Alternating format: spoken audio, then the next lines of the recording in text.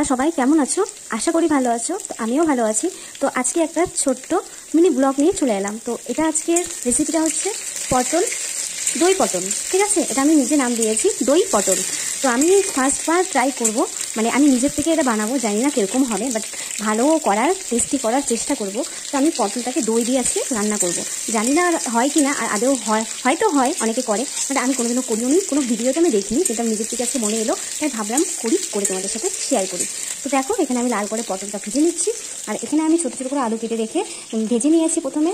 আর এখানে আমি দিয়ে দেবো একটা গোটা টমেটো ছোটো ছোটো করে কেটে নিয়েছি, আর এখানে লঙ্কা কটা, আর এখানে অল্প একটু আদা, কারণ আজকে সোমবার নিরামিষ, তার জন্য এগুলোকে আমি সব একবারে পেস্ট করে নেবো। এটার মধ্যে শুধু জিরা দিব আর লঙ্কা দেবো, বাস, আর কিছু দিব না। তো চলো ভিডিওটা তোমরা দেখো, স্কিপ করবে না, ফুল ভিডিওটা দেখো। আর নতুন আমার রেসিপি ট্রাই করলাম, তোমাদের সাথে শেয়ার করলাম, কেমন লাগলো প্লিজ একটু কমেন্ট করে। আমি জানি যে এখন সবাই মিক্সি ইউজ করে, মিক্সিতে পেস্ট করে নেয়, সুবিধা হয় সব মশলা, কিন্তু আমি সব সময় পাটার মধ্যেই মিক্স করি। আমি হাতে বেটে ভালো করে মশলা তৈরি করি, কারণ পাটায় বাটা যেটা মশলা হয় সেটা খেতে দারুণ হয়, আর সেটা দিয়ে রান্না করা ওটার টেস্টটাই আলাদা হয়। মা ঠাকুমারা সবসময় বলেছে, আর এটাই আমি করি। দেখেন আমি অল্প একটু জিরা নিয়ে নিয়েছি। এখন আমি এগুলো সব কিছু পেস্ট করবো পাটার মধ্যে।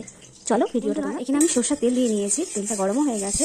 তারপরে আমি সোমবারের জন্য এখানে দেবো হচ্ছে একটা তেজপাতা, একটা শুকনো লঙ্কা, অল্প একটু সাদা জিরা, আর কটা দারচিনি, আর হচ্ছে দুটো গোলমরিচ। তো এটা ফ্লেভারটা ভালো আসবে।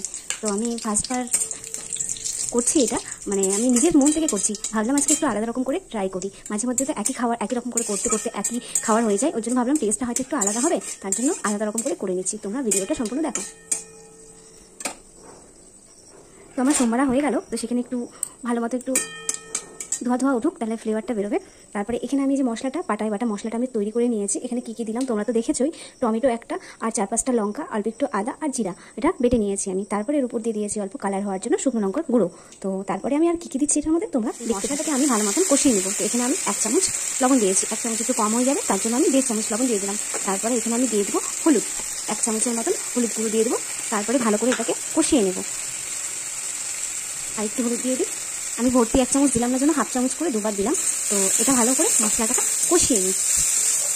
তো বন্ধুরা, মশলাটা কিন্তু আমার কষানো হয়ে গেছে। তো এখানে দেখো মশলার থেকে তেল বেরিয়ে গেছে, তার মানে কষানো হয়ে গেছে। তারপরে আমি এখানে দিয়ে দেবো 2 চামচ, বড় চামচের 2 চামচ টক দই। এই টক দইটা দিয়ে আমি ফার্স্টবার করলাম, জানি না কেন আজকে মাথায় হুট করে নতুন আইডিয়া এলো, তো শেয়ার করতে শুরু করে দিলাম তোমাদের সাথে। তো দইটা দিয়ে আমি ভালো করে আরেকটু নাড়াচাড়া করে একটুখানি জল দিয়ে আমি ভালো মতো কষিয়ে নিচ্ছি। বেশি না, 1-2 মিনিট কষিয়ে নাও, কারণ আগে আমি মশলাটা ভালো করে কষিয়ে নিয়েছিলাম। তারপরে আমি এখানে দিয়ে দেবো ভেজে রাখা লাল করে পটল আর আলুটা। তারপরে ভালো করে আমি এটাকে কষিয়ে নেব। এটা গা মাখা হবে, কারণ এখানে ডাল হচ্ছে ঝিঙে আর টমেটো দিয়ে। তো দেখো আমার কিন্তু দই পটলটা তৈরি হয়ে গেছে। তো এখন আমি কুচিয়ে রাখা ধনা পাতা দিয়ে দিলাম। আর হচ্ছে লবণ যখন টেস্ট করলাম তখন খুবই সুন্দর টেস্ট হয়েছে, তো দারুণ হয়েছে। এবার হাজব্যান্ড খেয়ে কি বলবে, ভালোই বলবে, কারণ আমার তো সত্যি বললাম খুবই ভালো লাগছে। আর হচ্ছে এখানে নামানোর আগে অল্প একটু ঘি দিয়ে দেবো। এখানে আমি 1 চামচ ঘি নিয়ে নিলাম, ঘি দিয়ে দেবো। তো আমার দই পটল তৈরি হয়ে গেছে। এখন আমি নামিয়ে নেব, গ্যাসটা অফ করে দিই। তো আজকের জন্য এটুকুই ছিল।